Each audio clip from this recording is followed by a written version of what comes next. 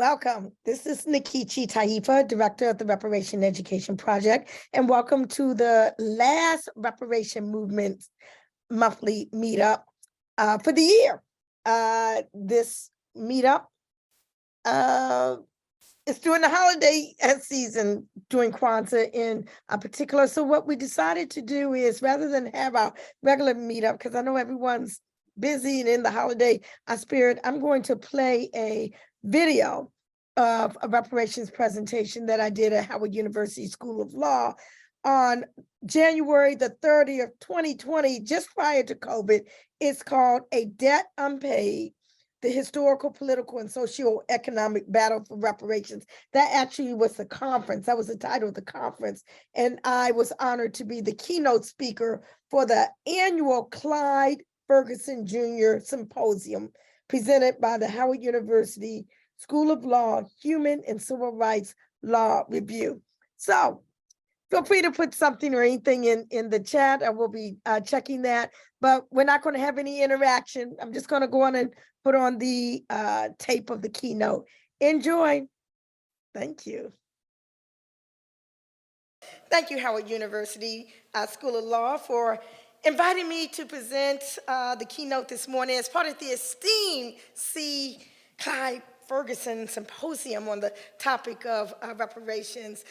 Thank you, Dean Holly Walker, Justin, my students, Demetrius and Cynthia and Eric, and the family. Wow. I'm really honored to be here as part of this.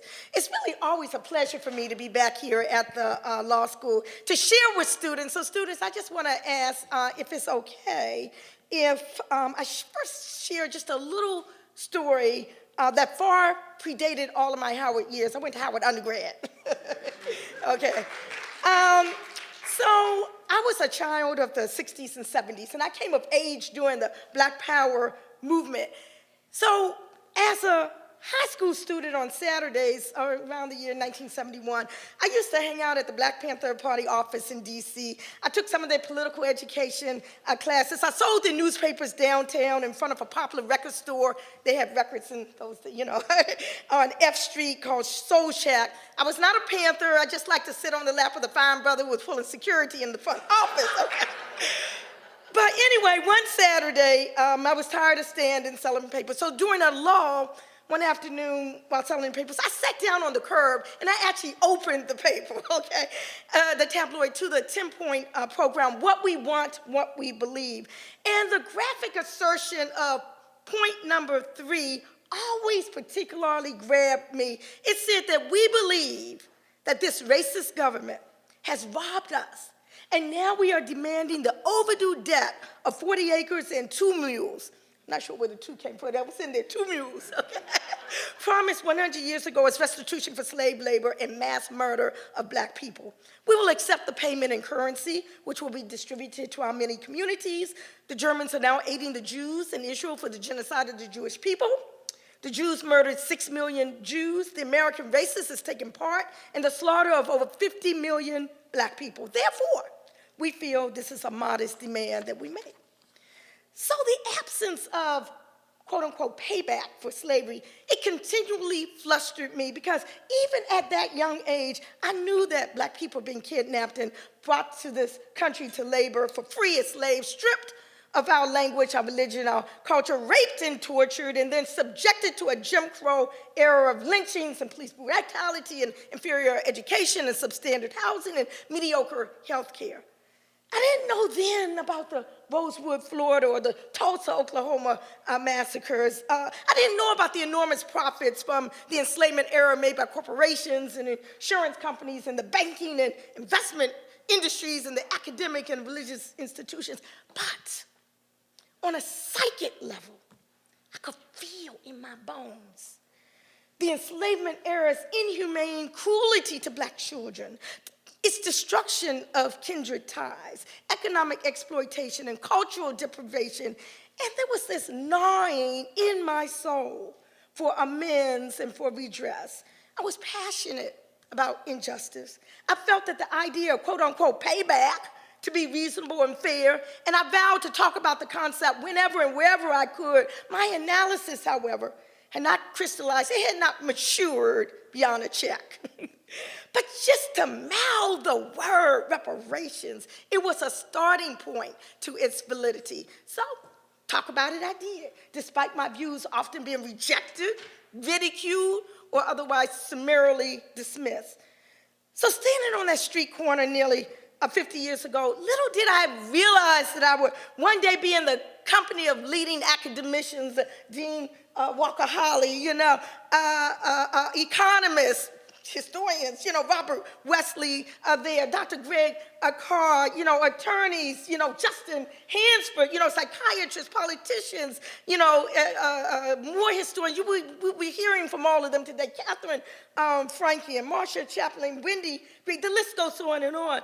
Domestically and internationally, promoting the right to and the need for reparations. But that day will be far into the future. Despite my advocacy and that of many others during my high school, college, and law school years and beyond, the issue of reparations for Black folk in the United States, it was not fashionable. It was fringe. It was definitely not part of the mainstream parlance. Indeed, one would be branded as a militant or revolutionary, both of which I was, or just plain crazy, which I was not, or in today's dubious governmental surveillance parlance, a Black identity extremist. And the jury's still out on that. I don't see how one cannot be extreme about your Black identity, but that's another talk for another time. But indeed, it is almost surreal today, being amidst all the buzz surrounding reparations today from universities, thank you, Howard University, religious institutions, the city councils, talk show pundits, and interestingly, at least at one point, from 2020 Democratic candidates vying for the presidency. So, reparations. The subject is hot, it's scalding, and at one time unthinkable by mainstream America as viable public policy. Yet it is only a question, should the United States government pay reparations to the descendants of Africans held as slaves? Just a question, Congressman John Conyers would muse. He said, we ask questions all of the time. What's in the space, what's underneath the water? Interesting questions, he would say to me. But this one has been studiously avoided. The answer may be because few questions challenge society to consider 400 years of history all at once, to tunnel within our souls and to discover what we truly believe about race and equity and the value to be placed on human suffering. Why shouldn't the great-great-grandchildren of those who were stripped of humanity and language and culture, repeatedly raped and bred, forced to labor for free, tortured, and then after emancipation, stripped of land, subjected to inferior education, housing, health care, imperiled to mass incarceration and disenfranchisement, why should they not be compensated? Ask one question, and invariably it leads to another and yet another, and then a few more. Why? Why should white American taxpayers who never enslaved people pay for the sins of ancestors they never knew? What about those whites whose ancestors survived long after chattel enslavement period? Why should the federal government pay? What about corporations, religious, academic institutions, and private estates? Hasn't the United States already paid reparations through affirmative action? What type of price tag should be put on over 2 centuries of legalized inhumanity? Should Oprah get a check? If nothing else, one question is crystal clear. Reparations is a well-established principle of both domestic and international law. It is payment for an injury, redress for a wrong done. Although it was not popular back then, we are in an environment today when no longer are abuses to be swept under the rug. We are in an environment today where top leaders feel constrained to assert, I am not a racist. We are in an environment today that demands justice, and justice now. But we have not always been in such an environment. Indeed, the issue of reparations for African Americans was once in the not too distant past unthinkable by mainstream America as viable public policy. And the role of culpable parties has been buried for a very long time. But our history must not be buried. it must be brought out into the open. Despite, or perhaps because of today's surge in attention to this longstanding issue, I feel it critical that people understand that the demand for reparations in the United States for unpaid labor during the enslavement era and post-slavery discrimination is not novel, nor is the demand for such compensation new. The claim did not drop from the sky with Ta-Nehisi Coates' brilliant treatise, The Case for Black Reparations in the Atlantic magazine, or from Randall Robinson's impassioned book, The Debt, What America Owes to Blacks, both of which galvanized the issue in different decades and thrust it into national conversation. It didn't start with Johnny Cochran or Charles Ogletree or Willie Gary and the energy they put into seeking reparatory justice for the ancestors of the Tulsa massacre of what was known as Black Wall Street. The claim for reparations most assertedly did not start with a hashtag on the internet. It didn't originate with Elijah Muhammad and the Nation of Islam, who on the back of their newspaper year after year demanded that the United States government exempt black people from all taxation as long as we were deprived of equal justice. It didn't begin with Malcolm X or Louis Farrakhan, who in speech after speech demanded that the United States government, quote, add it up. The concept of reparations didn't begin with William Patterson, who documented the abuses of this country in his historical treatise, We Charge Genocide, or with Marcus Garvey. He talked about repatriation, not jumping into the ocean naked, but with reparation. The concept of reparations did not begin with the end of the Civil War, when in response to the demands of African-descendant people, the U.S. House of Representatives and the Senate voted to provide freed families with the hallowed 40 acres, only to have the bill vetoed by Andrew Johnson. The concept of reparations did not begin with Belinda Royal and her petition in Massachusetts for a pension from her ex-enslaver's estate during the 1700s. It didn't start with Callie House and Isaiah Dickinson and their ex-slaves Bounty and Mutual Pension Association, which between 1887 and 1890 had 700,000 dues-paying members. It didn't start with our great Queen Mother Audley Moore or Reparations Ray Jenkins, President Mario Bedelli, who kept the issue alive their entire lives. The demand for reparations in the United States has been long and continuous. Reparations is a well-established principle of international law. It is not, as some has characterized it, as another way of begging the United States for handouts. It is not welfare. It is payment for a debt owed. In the context of black people in America, the quest for reparations essentially constitutes 4 elements. Number 1, the formal acknowledgement of historical wrong and an official, unfettered apology for the dehumanization and atrocities of the enslavement era and beyond. Number 2, the recognition that the injury has continued throughout the years and still manifests today. Number 3, the commitment to redress by the federal government, which sanctioned the enslavement and subsequent segregation, and by corporate entities and academic and religious institutions, as well as private estates, all of which enjoyed unjust enrichment from the era, and the actual compensation in whatever form or forms are agreed upon. As lawyers, as law students, we might ask, well, doesn't the legal doctrine of laches vitiate the debt? You see, laches is based on the maxim that equity aids the vigilant and not those who slumber in their rights. The doctrine of laches operates against one who neglects to assert a claim upon which such neglect, considered with the passage of time, harms the adverse parties. So I'd say with respect to the lapse of time, as I pointed out, there has been no substantial period during the era since enslavement, or even during enslavement, when our people neglected the campaign and claim for reparatory justice. But you know what? Even if we had, okay, it has been the power of the United States and its refusal to consider reparations for us, which has frustrated our efforts heretofore, not any failure to pursue demands on our part. Post-slavery discrimination and Jim Crow notwithstanding, it is pertinent to recognize that these events ceased scarcely 120 so years ago. I've heard no suggestion that the inheritance laws in the United States be changed so that everyone else who is benefiting from a legacy accumulated 120 years ago forgoes it. It's another question that arises. I hear it all the time. I am innocent. I should not be held liable for things that happened over 100 years ago. That was my great-great-grandfather. And anyway, I'm a liberal. I'm a progressive. Well, we all stand on the shoulders of those who came before us.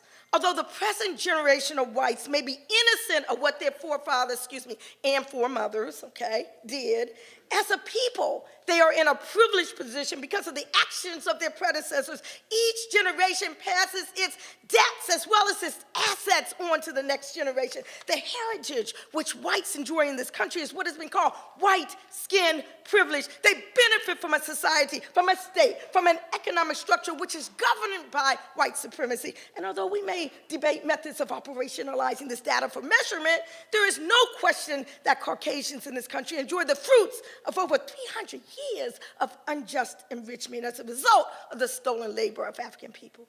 You see, reparations is owed by the government because of the wrongs committed by the government, even though many people may not have agreed with the government.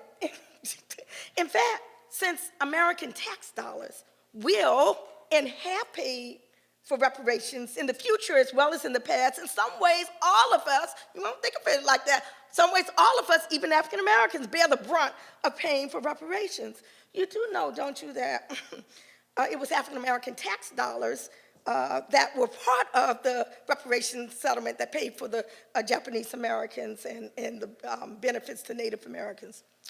But it was the end of the 20th century that brought renewed vigor to the call for reparations for people of African descent in the United States with the founding of NCOBA, the National Coalition of Blacks for Reparations in America in 1987. And as Justin pointed out, I was a founding member of that organization at that September 26, 1987 historic gathering, which brought together diverse groups under one umbrella. From the Republic of New Africa to the National Conference of Black Lawyers, the demand for reparations in the United States, it substantially leaped forward, generating what I call the modern day reparations movement.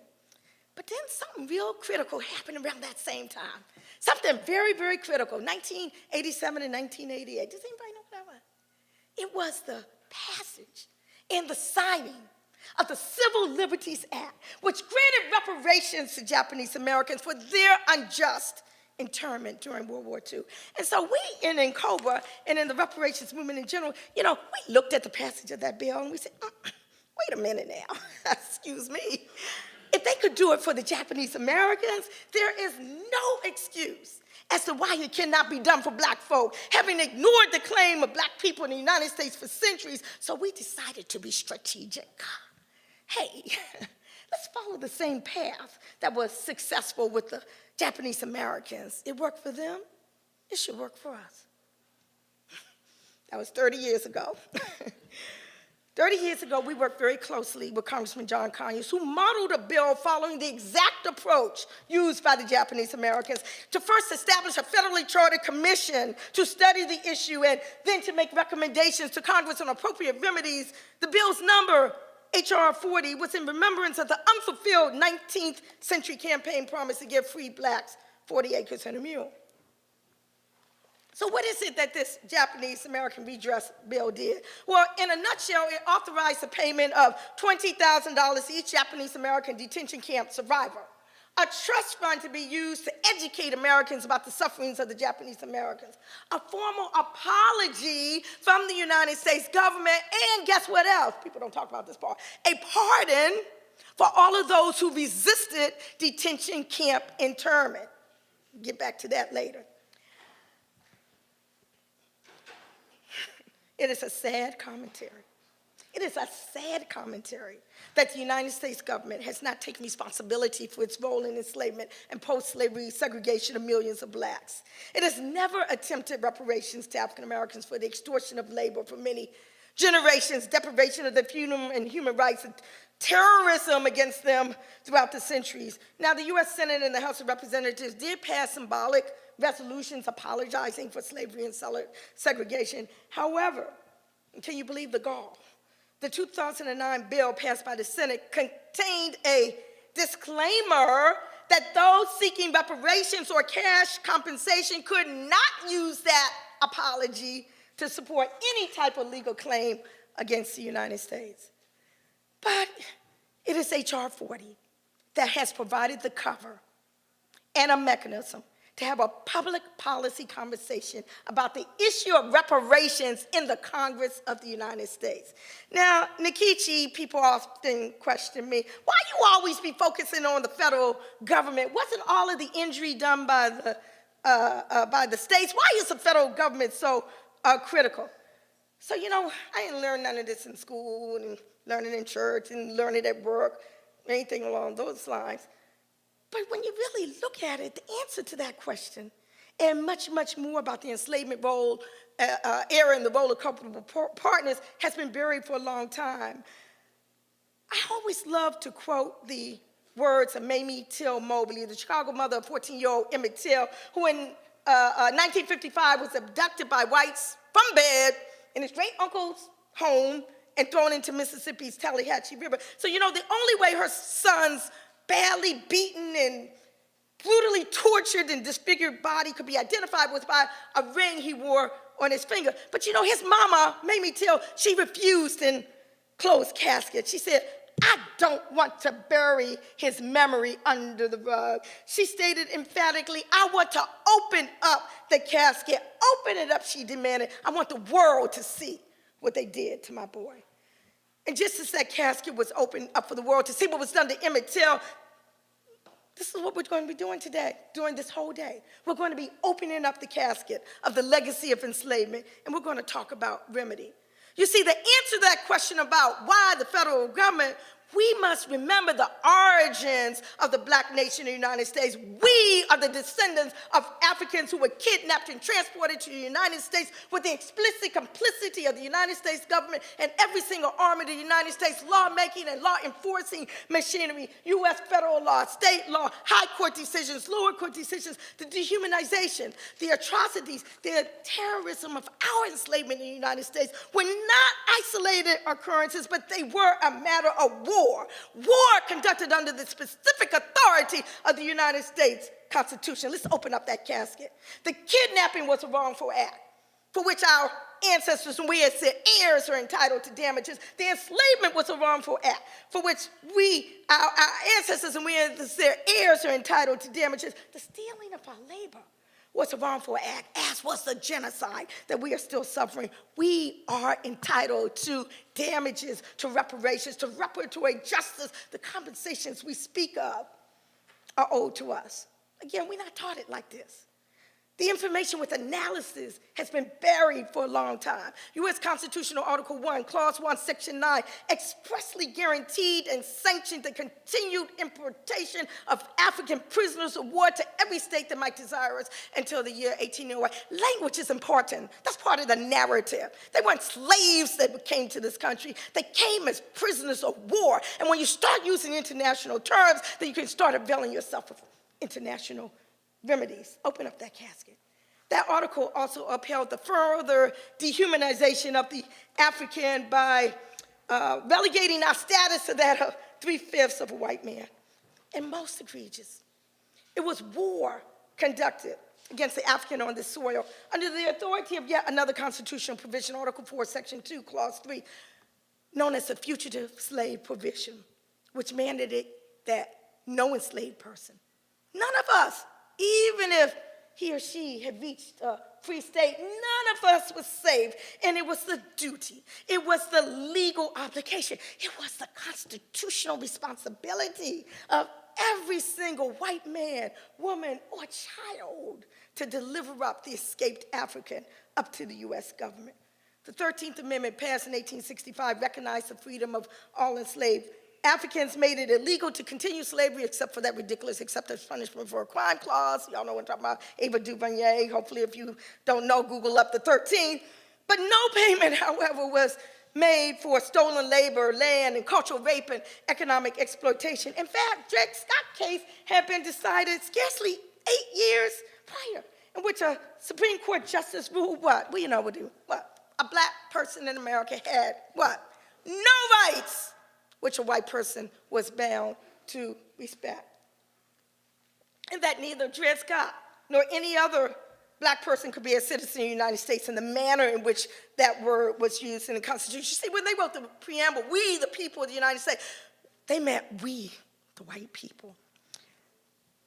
Although the 13th Amendment set no restrictions on the freedom of formerly enslaved people, the 14th Amendment, passed 2.5 years later, robbed them of some of their hard-won freedom.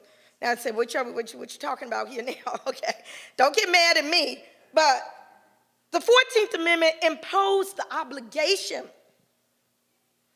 of U.S. citizenship upon the African American without his or her informed consent or the benefits of that citizenship, and without any meaningful discussion of political alternatives inherent in the international right to self-determination. So let's just break this down just a bit. Greg Carr, the audacity.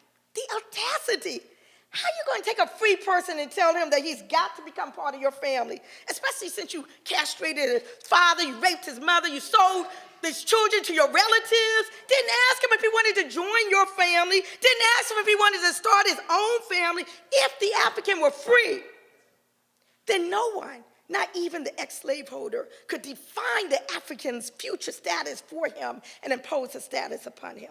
This was the right of the newly freed persons, the Africans alone. It was the fruit of the right to self-determination. This analysis must not be continually swept under the rug. It must be brought out into the light of day. We need to open up that casket. And that is why it's pertinent to understand that reparations is not only an economic concept, it is a political concept as well as a cultural one. Reparations are not limited to stolen labor, but also for unjust war and cultural aggression as well. The political essence of slavery is not founded merely in the economic exploitation of labor, but in the illegal imposition of U.S. jurisdiction on the enslaved and her descendants. It can never be overemphasized that black people on this soil, as a result of warfare, supported by the United States and other nations, are here as a result of a vicious colonization, cultural rape, economic exploitation, under chattel and mental bondage and terror, and the full ramifications of this historical record must not be endlessly ignored. We got to open up that casket. See, that's why H.R. 40 is so important. Every time we ran away, it didn't matter if we just walked away, tiptoed away quietly in the night, Harriet Tubman. It didn't matter if we organized elaborate insurrections in Marvisy. It didn't matter we fled to Pennsylvania or New York. They were going to come after us with their armed forces, patty bowlers, militia, and dogs. And why didn't it matter? Because the white folk decided that they were going to live here. Wasn't going to be no 100 years of Palmares liberation. Okay, no Gangazumbi here. They vowed that they would not just let us walk off into the woods and swamps and develop our own, and they go back to France or England or Spain because it got too hot. This was not going to be their vacation spot. They had planned to stay, and so they chased us, and they pursued us, and they tracked us down, and they beat us, and they castrated us, and they lynched us, and they sought to quell all forms of resistance. But don't forget, it was not just the enslavement era. Reparations are owed for what happened after enslavement and what is still happening today. Whether we're talking about the convict leasing system, Jim Crow laws, lynchings, housing exclusions, to redlining, racial application of the death penalty, mass incarceration, disproportionately impacting black people, we gotta connect the dots. So my brothers and sisters, when we see that video of the ruthless pursuit, chasing and breaking down a Walter Scott in South Carolina like a runaway slave just a few years ago, when we see the gunning down of Michael Brown, Justin, in Ferguson, like a dog in the street. When we see Eric Garner in New York being choked to death and the countless others, all by those who have been sworn to uphold the law, we know that there is a connection between the U.S. criminal punishment system and the necessity for reparatory justice. Ladies, when we hear about the brutal gynecological experiments on enslaved women devoid of anesthesia, which led to modern medicine, we are witness to the connection between the disparities in the healthcare system and the need for reparatory justice. There is a connection, Robert Wesley, between the lack of economic opportunity, the racial wealth gap, not racial wealth gap, the racial wealth gorge, and it must be redressed. When we see that prison beds are constructed on the test scores of little black boys in the 3rd grade, we know that there is a connection between the educational system and the necessity for reparatory justice. There is a connection between post-traumatic slavery syndrome and post-incarceration stress syndrome and the necessity for reparatory justice. There is a connection. And each harm must be compensated. And it is past time that the role of the federal government be pushed out. H.R. 40, front and center, is the vehicle. Open up that casket. So the issue of reparations for African Americans was once, in not too distant past, unthinkable, again, by Americans as viable public policy. But since the introduction of the reparations study bill, we've had state legislators, we've had scores of city councils across the country pass reparations-type legislation. We had I'm going to just skip through some of this, but there was a $10 million settlement to the victims and control group of the heirs of the Tuskegee syphilis study, where over almost 400 black men over a 40-year period were left untreated, okay, to study the... There was funds paid to the 11 survivors of 1923 Rosewood Race Massacre Scholarship Fund. There was a scholarship and memorial to commemorate the Tulsa race riot that happened, where we're talking about over 300 people murdered in the streets in cold blood, 40 blocks of exclusively black businesses, you name it, just completely obliterated. The lawsuit didn't win, but there was some type of claim with respect to the legislature. In 2015, Chicago City Council passed a reparations ordinance providing an apology and $20 million to the survivors and families of law enforcement torture. I know nobody was here when I used to teach a course here, racial disparity in the criminal justice system.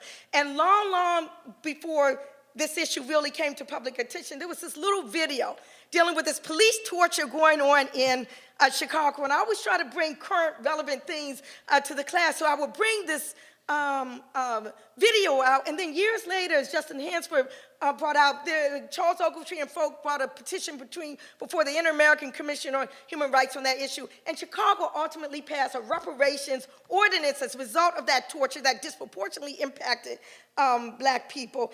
It provided an apology, $20 million to survivors and their families, including psychological counseling, health services, vocational training, free city college education, the creation of public memorials, and a requirement that the history of that police torture and the community struggle for accountability be part of the Chicago public schools system. That's an example. That was just a couple of years ago in Chicago. Just last October, I was part of a team, part of a National African American Reparations Commission team that went to Evanston, Illinois, to provide support for a young alderman, Robin Ruth Simmons, who successfully got a bill passed that would transfer a percentage of the tax revenue from the sale of legal recreational cannabis to fund reparatory justice projects in the city, which have been hard hit by redlining and other racially exclusionary policies. Reparations advocates have also challenged corporations who benefited from profits made from the trafficking in human beings, whether we're talking about countless companies and industries benefited and enriched from these profits, including companies that sold life insurance policies on the lives of enslaved people like Aetna and New York Life. AIG is hitting kind of close to home, y'all, right? Financial gains were accrued by predecessor banks of financial giants like JP Morgan, Chase, Bank of America.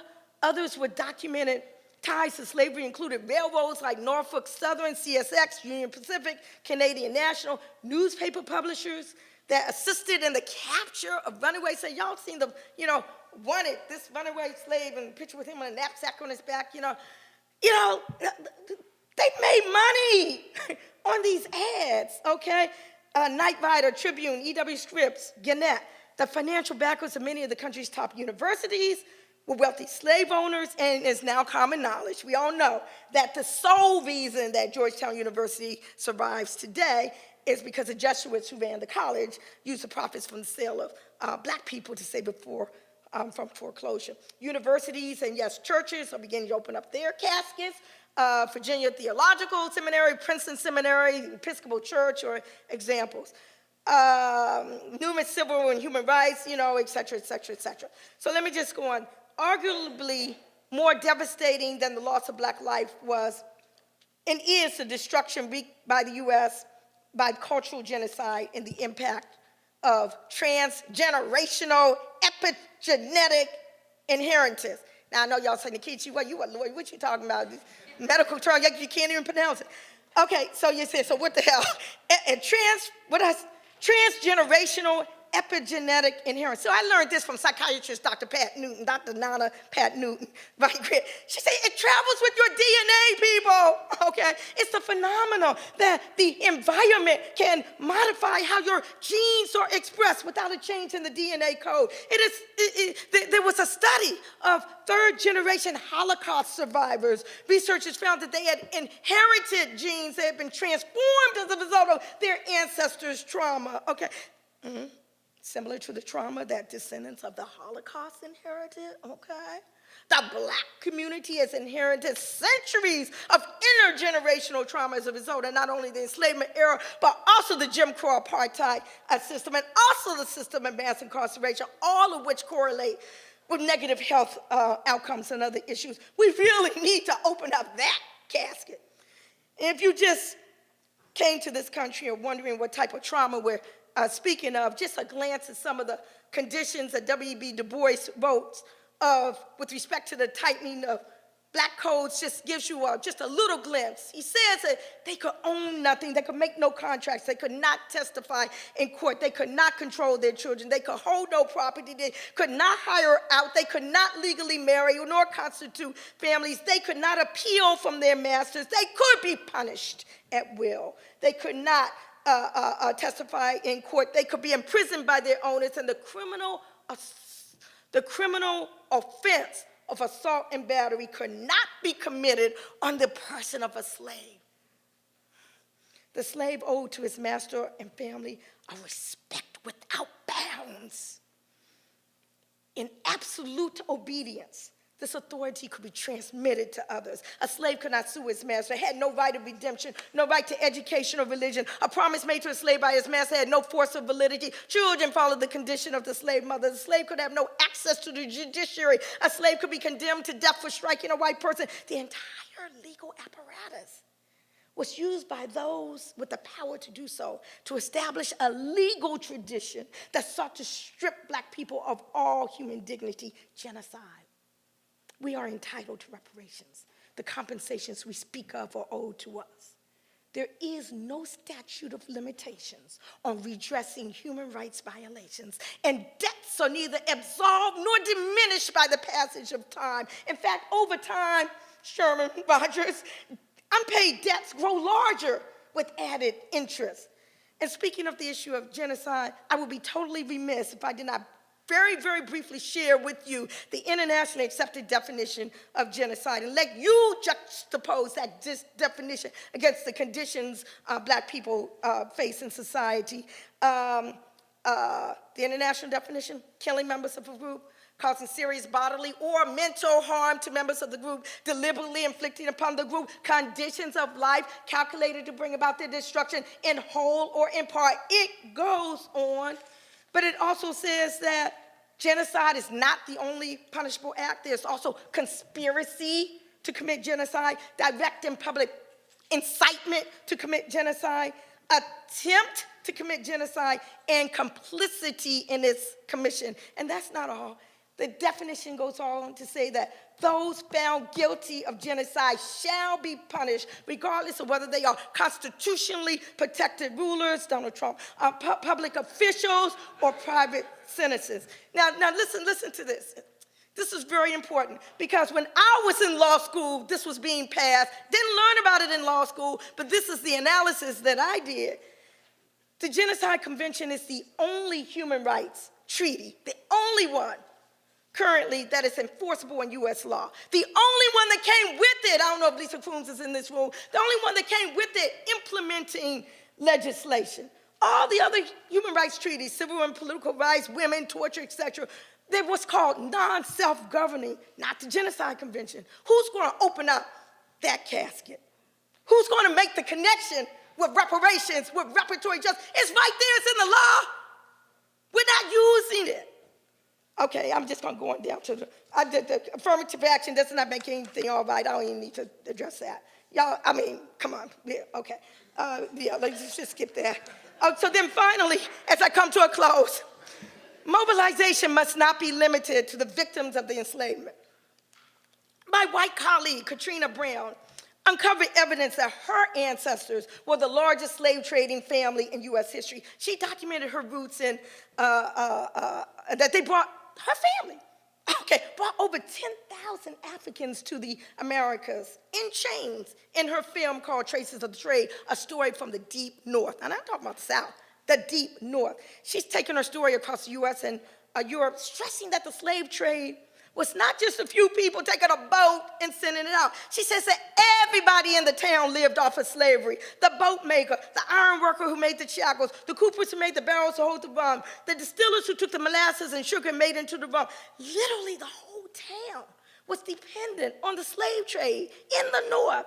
Wealth and privilege in the United States, she says, has been amassed in large measure as a direct or indirect consequence of the institution of slavery. And now for the doozy elephant question in the room. Is reparations just about the money? Give me my check. Absolutely not. Reparations are not just about the money, but let's not get it twisted. Cash payments are not to be excluded. While they remain an important and necessary component of any claim for damages, I mean, anything you do in the law, you have someone hit you with a truck and, you get injured, you're going to get paid. But it is crystal clear today that a reparations settlement can be fashioned in so many ways as necessary to equitably address the countless manifestations of injury sustained from chattel slavery and its continuing vestiges. Some forms of redress may include land, economic development, scholarships. Other amends may embrace community development, repatriation resources, truthful textbooks. Still other areas of reparatory justice may encompass the erection of monuments and museums, the upkeep of ancestral burial grounds, pardons for impacted prisoners from the COINTELPRO era. Remember I said Japanese American redress bill, a pardon for all those who resisted detention, camp internment. There are people in prison now, been in prison almost 50 years from the Black Panther, Black Power era. We don't even speak their names. I go to jail for Nelson Mandela and the end to apartheid. Where are people in the streets for Sundiata Acoli and Mutulu Shakur and Assata who can't even come back into this country? A pardon for all those who were victims of that war in terms of that particular period. So, in conclusion, 50 years, and I'm only 55 years old, 50 years after I first entered the reparations movement as a teenager, I'm finally optimistic. It's hard not to be when H.R. 40 has been updated to include not just a mere study of proposals, but also their development. It's also hard not to be optimistic when a Senate companion bill to H.R. 40 has been introduced, and even more astonishing when some Democratic candidates for the 2020 presidential race are saying that they will sign the legislation if elected president.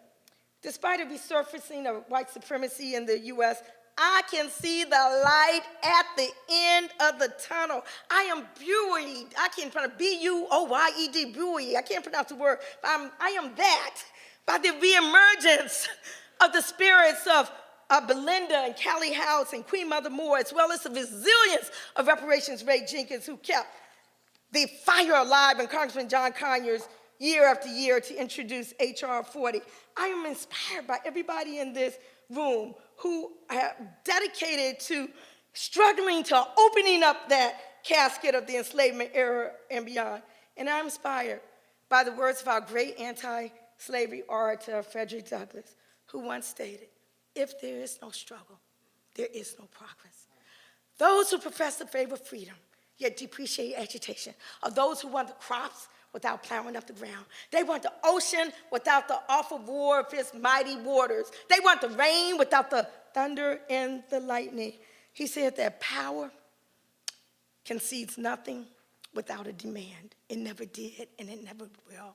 The demand has been made, and the time is now to seriously consider reparations. Reparations now.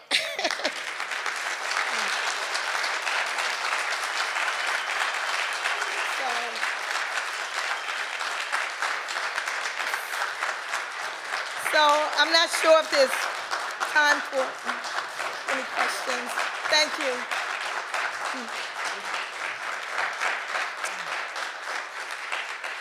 Thank you very much. I think if there might be one or two questions, I know we're kind of up on time.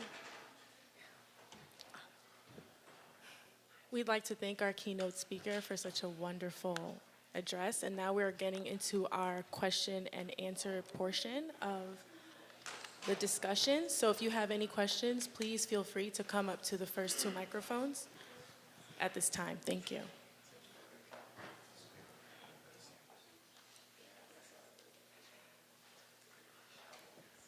Sorry, I'm talking a lot today. Thank you for bringing the fire to wake us up, because we need to wake up. You talked about it's international, and there's a very strong movement in Jamaica for reparations. How do we all come together and, present a united front in different parts of the world for basically the same injustices? Thank you so very much for this question. A lot of people don't know that we are in the 5th year of the International Decade of People of African Descent, and it's provided a wonderful opportunity to really connect with our brothers and sisters across the diaspora. We work very closely with CARICOM, the community of Caribbean nations, who has also adopted a 10-point program for reparatory justice from their respective European colonizers. We've been working with people in Sweden and France and England and Germany and in Brazil, African descendant people who are all talking about the same issue now, reparations now, and the need for reparatory justice. So those conversations are happening. It's not as widespread as it should and needs to be, but I fervently believe that we need to take this opportunity of the International Decade of People of African Descent to make sure it happens. Thank you.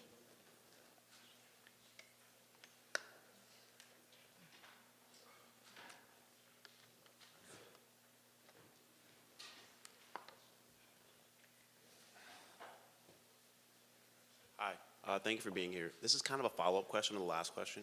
So in the Black or Afro-descendant community, the only conflict I see around this is whether people who are not American or African descendants of slaves or whatever word they want to use now should be entitled to reparations.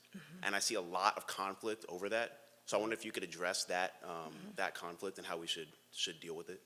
Okay, thank you for that question. Yeah, there's a lot of Twitterverse stuff going on, I guess you could say.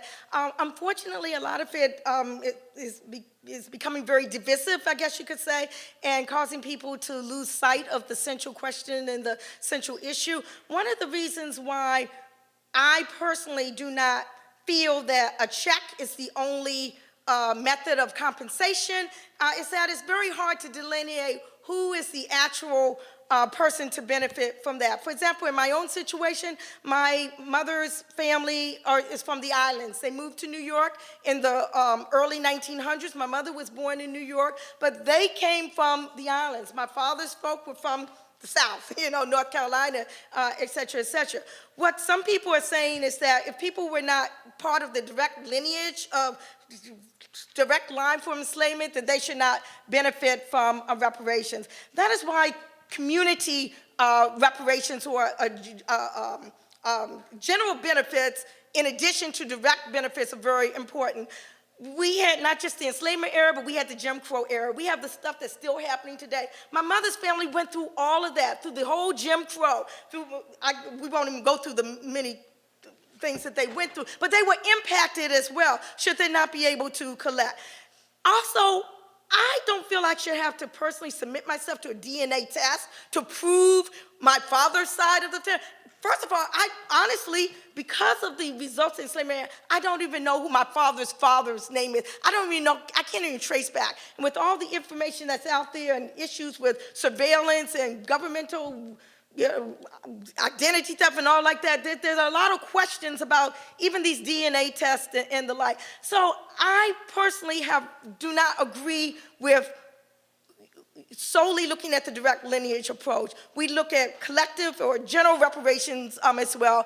And most black people who are here, who have been here for a long time, definitely were impacted for not by enslavement, but by the enslavement era, its aftermath, Jim Crow, mass incarceration, that intergenerational epigenetic thing that I talked about, dealing with the trauma that's in the DNA.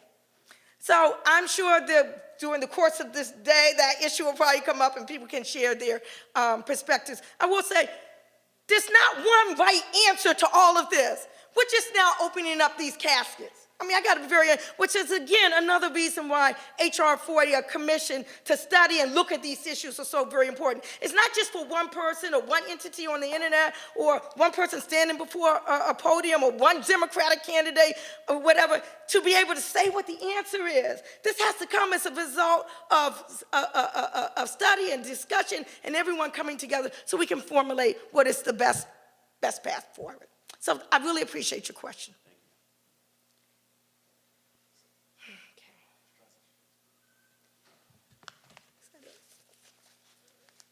That's it. Thank you.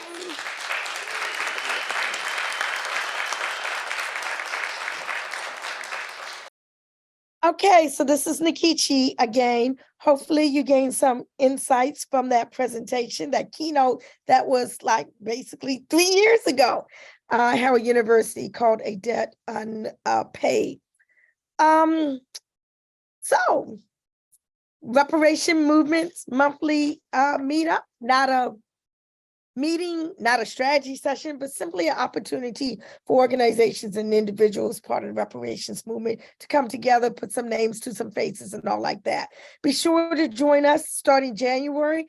Again, all meetups are the last Tuesday of the month. So we will be meeting on Tuesday, January 24th in the year 2023. So be on the lookout for information. Also, if you happen to have tuned into this, 2 days from now, on December the 29th, which is my birthday, I will be having a book launch for my latest work called Reparations on Fire, How and Why It's Spreading Across America.